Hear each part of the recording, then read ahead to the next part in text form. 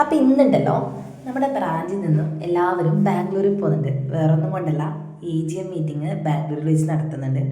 അത് ഒരവസരം നമുക്കും കിട്ടി. ഇതിലേറ്റവും കൂടുതൽ മിസ് ചെയ്യുന്ന കുട്ടികളാണ്. കുട്ടികളെ 2 ദിവസത്തേക്ക് മിസ് ചെയ്യും. കാരണം എന്ന് വെച്ചാൽ അവർ കൂട്ടാൻ പറ്റുന്നില്ല.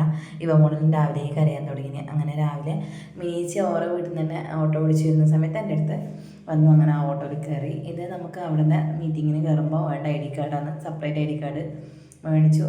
പിന്നെ നേരെ തളിപ്പറമ്പ് ബ്രാഞ്ചിൽ നിന്ന് നേരെ വിട്ട് ആദ്യം നമ്മൾ ഇറങ്ങിയത് കൂർഗിലാണ്. ചായ കുടിക്കാൻ വേണ്ടിയിട്ടാണ് ഇറങ്ങിയത്.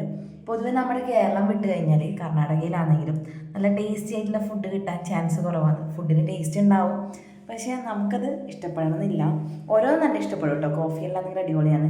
പക്ഷേ ഇവിടുന്ന് ഇപ്പോൾ രാവിലെ കഴിച്ച ബ്രേക്ക്ഫാസ്റ്റ് നല്ല ഉണ്ടായിരുന്നു കേട്ടോ. പൊറോട്ടൊക്കെ ഉണ്ടായ കടലക്കറി സൂപ്പറായിരുന്നു. ചായ ആണെങ്കിലും നല്ല രസമുണ്ട് കേട്ടോ.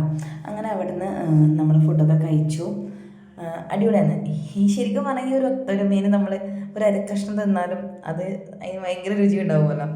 അങ്ങനെ അതൊക്കെ കഴിച്ച് നേരെ വണ്ടിയിൽ വീണ്ടും യാത്ര തുടങ്ങി. 10 മണിക്കൂറത്തെ യാത്രയാണ്.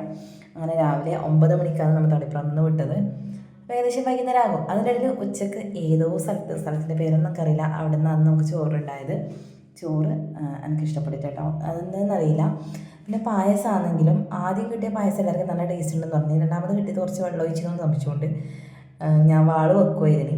പപ്പടം നല്ല ടേസ്റ്റ് ഉണ്ട് കേട്ടോ, വലിപ്പമുള്ള പപ്പടമാണ്. അത് നല്ല അടിപൊളിയാണ്. ഇതാണ് തളിപ്പറമ്പ് ബ്രാഞ്ചിൽ നിന്ന് പോയ ബസ്. അപ്പം അത്രപ്പാട് ആൾക്കാർ പങ്കെടുക്കുന്ന വലിയൊരു മീറ്റിംഗാണ് AGM മീറ്റിംഗ്. അങ്ങനെ അതെല്ലാം കഴിഞ്ഞു. ഇവിടെയാണ് മീറ്റിംഗ് നടക്കുന്നത്. ഇവിടുന്ന് നമുക്ക് രാത്രിത്തെ ഭക്ഷണമുണ്ട്. ആ ഭക്ഷണം കഴിച്ചിട്ട് നമ്മൾ റൂമിലേക്ക് പോകണം.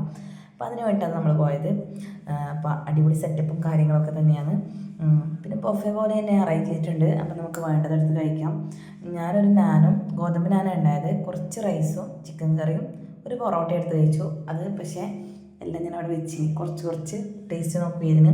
എനിക്ക് എന്നാൽ അങ്ങനെ ഒരു കൂടുതൽ സ്പൈസി അല്ല, ഗ്രാമ്പൂൻ്റെ എല്ലാം ചൊയ എടുത്ത് കാണിക്കുന്നതുകൊണ്ട് എനിക്കത്ര ഇഷ്ടപ്പെട്ടിട്ടില്ല.